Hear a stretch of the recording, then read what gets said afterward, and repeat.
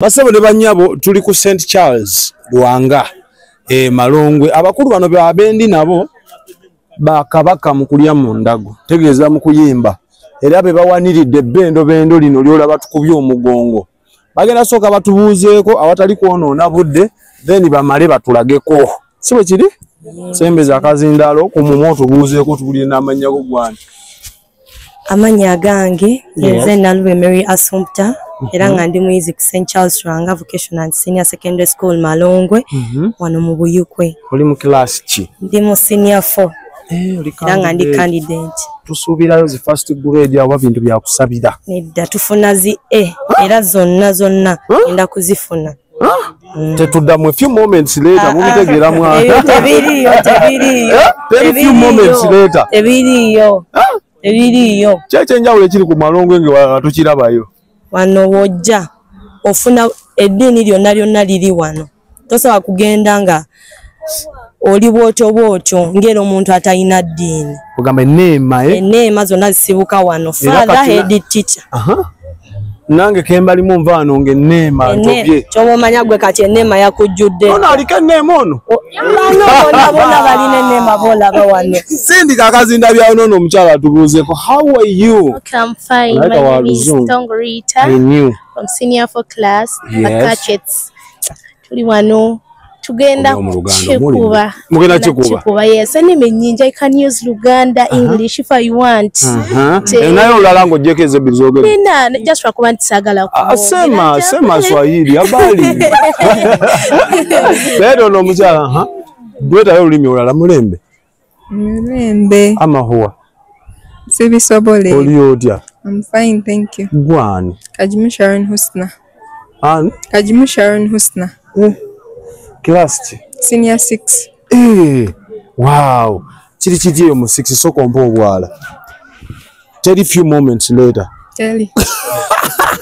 Kakano kati bana abakulu abasatu bagenda tuyimbira mpusoka na luyimba ki? Mpeke by Unknown and Aroma. Bas. Kati mwakazinda kano mugenda katekano we watu abewa kakwata kagenda kuba kasasa sound then mutandike. Kati njagala tuyalila mutima gwe gusula kuba mme wango nine kifo era ne wote anjula njagala tukileko kukyali sinasiya bakimanye nti nze nnyabo omutima eyaguwangula hey twalina nsi elemisinde agina z'omutima gwe yagukuba labyo teyagifuna now that's how we be zeni machi yo I'm in love with you zeni in love nawe bamanye ti wampangula n'abazadde bali aweya bakimanyize ni mulavu n'abalo ne Yesu ku musalaba yalona munze lubiriiziro alo Yozefu butakufaanana naye nga naawe ojjudde enneema nga naawe ojjudde enneema singa laavu yalina empeke nga laavu erina empeke singa laavu yalina empeke nga bw'olumwa kumirwa ppini singa laavu yalina empeke nga laavu erina empeke singa laavu yalina empeke nga bw'olumwa kumira ssatu kumira ppini kumira tatu mulina yakalala nga kamwe n'abasatu kayimba ki ampisawo by Rema wow katuwe then buli omwe agenda tuwaayo layini ye gyasinga buli omu kozimba wulidde muli bayimbirwa ddala mutuwe aoba nga tomanyi gy'ogenda amaziga go obulumi bwo ng'emigugo gibulira gikuyinze obulirofa olina amaloboozi gakubuzabuza mu maloboozi ago londamu erigamba nti osobola Fude mwamanyi imirira ogambe nti onsobola ampisa wawo ampisa wawo ampisa wawo ampisa wawo ampisa wawo ampisa wawo ampisa wawo zikiriza pita wawo Tosobola kubanga ko mbalangire. Tosobola kuba tomanyi kuyimba n'engalo n'ozikima. Bas, kati tugenda tutandika nani? No, tutandika nawe. This one. Which song are you akalala? Toinayo kalala. Obaka gospel, obaka secular konna. It's a gospel song. It's Bajita Bade. It's called let's try Amazing. Ladies and gentlemen, to paying attention to Amazing. Amazing, the things you do, all that you were, amazes me. I magnify your holy name, your selfless love amazes me. The things you do that no man can do, and all that you were amazes me. Wow, kabadde kati abaddiga bane. Oluzungu mulutegedde. Omanyi ayise n'abeebiva bitala. Osobola tuwamu akapera ka lukusuuta. Akapera lukusuuta. Yes.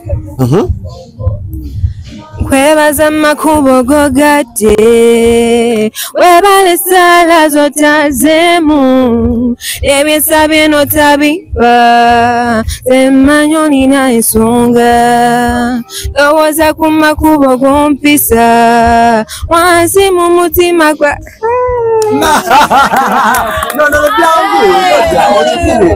tumukubire engalo abo nabaleese kukubisa tugenze ow'omulala kayimba ki? Kuyimba Kasindi. Wow, ono agenda yimba Kasindi. Pay attention to what? To details. Mbakute offside. Simbula. Boy, your love give more overdose all over diagram. Your body good sweet like commando masuka. Beautiful at your pillow. Your love, kilo. Banamala zilo, bali pillow, kasa silo. So baby, when you come and go, na yamu kwano gono wana guampalo. Bulu wetu lage kuba show. Come see your baby mama, it's a triangle. I am in the mood, and I see you tonight. See you tonight, wagala baby for life, like Uncle Lava tonight. See you tonight, nikukuna for life, baby for life. Obukalo! Ndowooza naawe otulaba otaddewo enjawulo bwe wayimbyako oluzungu vibe yabadde ntono eno mu kirasya baze mu Luganda kata babuuke tolinayo kaddiini anti agambe eddiini lisibuka wano kati oli amugambe toyimba akange osobola okukaddamu oli kayimbye kenyini teekaana akamaifirikoni kenina ke kamu n'akake it's okay kayimbe kati minzaani egenda bapima ku gwe naye sembera naye takuba olukokola sample them. Creating me a clean heart, oh Lord, and your right spirit within me. Cause me not away from your presence, oh Lord. Sijja bavuunulira baasa. It's okay. Kasawulidde eddoboozi. Aneema Ogenda soka kachi? Ako kenyini akenne. Oso oyimba kanne. Toina yene mubane eno, mubano toina yi. Nda kuroza. Muchirasha. Mupike yele. Basoke kano. Gale bakube. Create in me a clean heart, oh Lord, and renew thy spirit within me.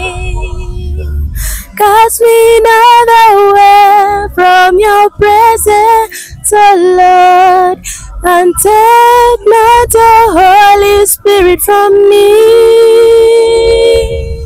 Restore to me the joy of your salvation, and renew thy spirit within me. And renew thy spirit within me. Wow, mukube ngalo ndabavunulira bonna kye akati kano kagenda bela ka bonus track tugenda kayimba konna walokanyanga I love you Lord. Oh you're not ana kamani osobola kalidinga soko twe mwaka pera otutomeza I love you Lord, for your mercy never fails me. All my days I've been held in your hands. From the moment I wake up until I lay my head, oh, I will sing all the goodness of God. Chidemo chenyini chaimbe fena fena One,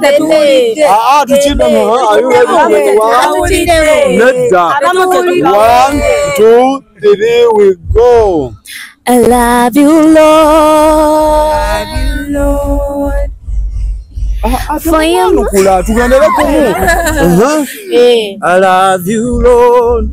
I love you, Lord. For your mercy never fails me. All my days I've been held in your hands. From the moment that I wake up until I lay my hands, oh, I will sing of the goodness of God. And all my life, and all my life you have been faithful. And all my life you have been so good. And every day that I am able, I will sing all the goodness of God. akati twali twaganda mu mutwe omu agendo tukigira twe akayimba wansi mino yango tukube wansi mino tuvuge kivandu Habari mzuri. Mimi ni Owen. Ninabawa ya kaimba kansaze by Young Voice. Ulirize? Sijja kweyingira munyo n'enjaba wako. Nelelo nsazeewo nsumulule nnina mu nsawo. Kkiriza omukago nsazeewo nsukeko ku nsalo. Unjagadde bya ddala bebyo mberedde ng'omusawo. Kiba kya bulyaza mannya butakuwa mukwano kamama. Manyisi byangu jajamegada it seems to be tough. What my life netulaga need to be tough. Oluzungu bubulawo netulaga it seems to be tough. Oluzungu Nese tekigana oluzungu lwaki obumira Oluzungu obolumu tubulekera abatulaba ku ludda lw'abalenzi. Kyanjawulo ki ky'osobola okwogera ku St. Charles wange ekivalinga abalenzi? Kyenjawulo kyo omukulu Faaza Masaaba tukute bulungi kati nga kufa abalenzi atufuddeko nnyo mu ngeri ya by'emizannyo kubafa abalenzi tuba etumanyi mu kapiira n'obuzannyozannyo okujjako n'ekyokusoma nekyo tatusuuliridde nnyo manyi amasomero agasinga options basinga ziwa abawala ne babatwala nti babafaako be basinga babibiita naye naffe tugezezaako era batufuddeko ojjaano ku St. Charles Lwanga buli kimu okifuna ndowooza emmere abalenzi otumakuba nekiddamu mugenda na baketi kusaanyaawo musomesa ki gwe musinga okwagala ku ssomero lyo tumweka big up Danzopa waali nnyo Daniel Danzopa Danzopa yennyini oyo bamuyita Mr. Enoch ng'asomesa history. So history Enoka musinga okwagala bangambe ingini akateregera ali asomesa ku munene waati lwakuba era nga obimanyi tukanoko wano kati tukole bwe tuti Danzopa ne Enoka tubadde credit ate oli omusomesa nga mutufu takatumisemu eggaali abo tubaleke nga kwe bali bwe tubabisamu eggaali kwe bali naye amasina lugambo ani ayisobola omungu akamasina lugambo wano ku St. Charles Lwanga bagaana olugambo si lulungi eri omuntu nedda omanyi ensonga lwaki olugambo kati ekyama ekiba kyama n'okibulirako omuntu naye agenda kigambako omulala n'omulala kigambeko omulala ekyama kiba kyama kiba kyama nga tusiibula waliwo gye tuyiteyo ng'ensonga za coupling zikutta kati wano zitya kugonda kamera ndowooza olaba ekizimbe kiri teri yadde ka coupling ononga atunulanga alina lwakuba yentunulayo muzeeyi kati ono agenda muwala oyo ndowooza era omulaba kati coupling temujje ku mulamwa. So there is no coupling. First yonge wakana salongo. Yange ne wakana yako na tewali coupling. Tewali coupling. Kisoka mwana muto. Nega nga 14 Justice for me. Omusajja naye yakungamba nti wafyaka 14. Oli mu kirasi je. Ndi mu senior 1. Nawe bera serious. Ebyaddala. Oli mwesi 1. Ndi mwesi 1. Yasi mujimu bujimu omanyi abana b'ennaku balya bulungi tugambe batukozeeko bulungi nnyo. You can defend yours. Ate kyasanga ky'omanya batulisa bulungi wojja ng'okonza ebyoddayo oli munene wekiri ati yajja ali ati we are shaming our school. You should speak English. So we are starting from you. Where have you come from to come and start doing this? Because we don't know who you are. So now you are interviewing me. Yeah. And you get another language apart from Luganda and English. Habari. Muzuri. Tubireke. Basi basebo ne banyabo omukulu agambye tubireke si bwakoze so basebo abali basomedde ku St. Charles Lwanga n'abasubira okujjawo n'abali mu kitundu w'ekito abakulu bate batukoze gwegenda mu comment section okomentinge abaana nze banyimbidde kati tulinda kikyo bye bye. Thank you.